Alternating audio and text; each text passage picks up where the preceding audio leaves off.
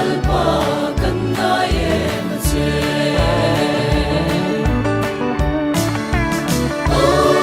ôi lam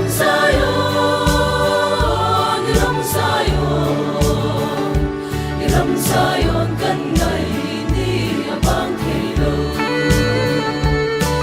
tu beng le ro lalpa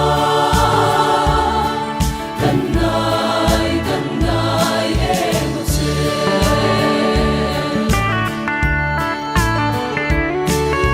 ko beng song cha le rum na ni sa tuan kwa lo var to Rengan nom lo lalpa ng malaw su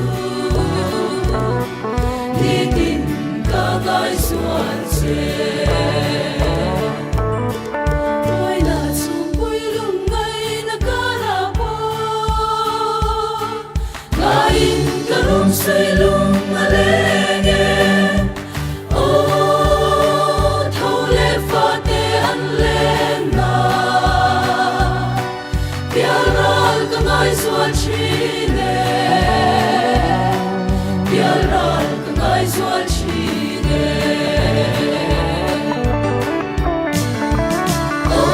Oy ram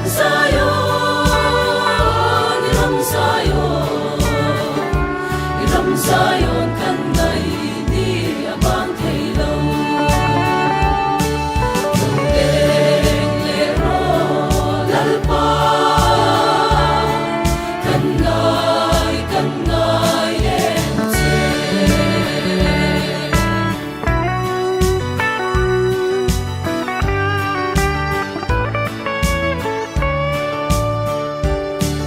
Jordan lui ram kanan sa khir te u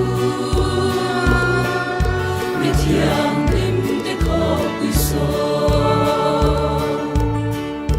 aro pui sia le trong hian soi thiam ro la ni lo lom na choi to lo va